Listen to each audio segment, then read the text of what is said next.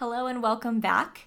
We made it. We made it through the Ignite 21 program, and it is now week 4. It is time for reintroductions. So the whole point of the last 21 days was to give your body a break, to let it reset.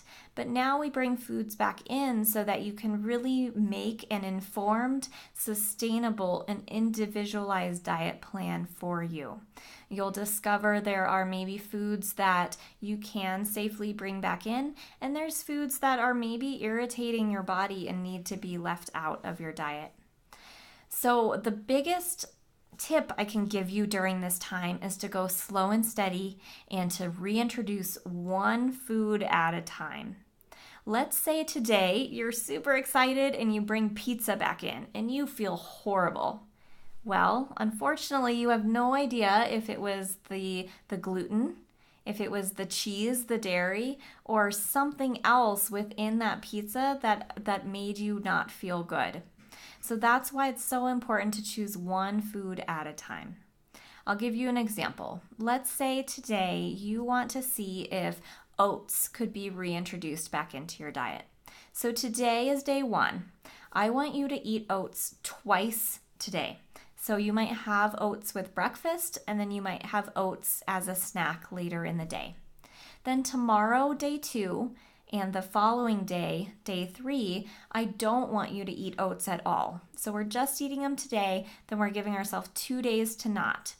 You'll notice over the next 3 days if you have any increase in symptoms. And symptoms don't just mean gastrointestinal. So you might not get a stomach ache, but maybe your joints hurt. Or maybe you notice you're extra tired.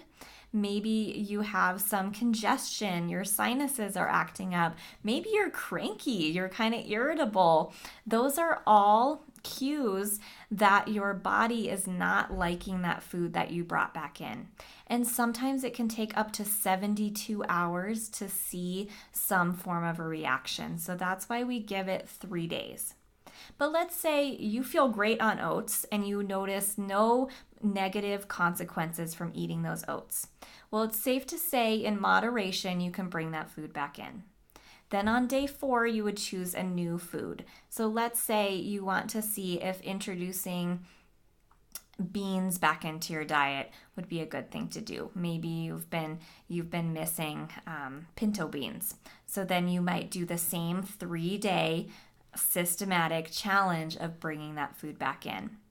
And you can decide which foods you want to bring back in, as many or as little as you'd like, following this pattern until you have your sustainable diet.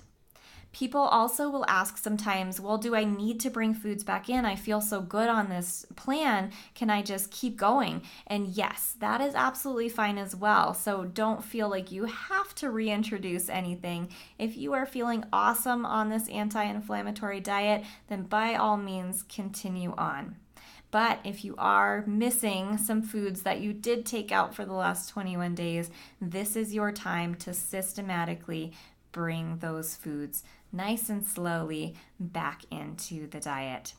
There is a page in your program guide that goes over more of those non-scale benefits that you might notice from the anti-inflammatory diet, but that can also help you to just give you some ideas of, okay, on the anti-inflammatory diet, I should have noticed perhaps an increase in energy or better sleep.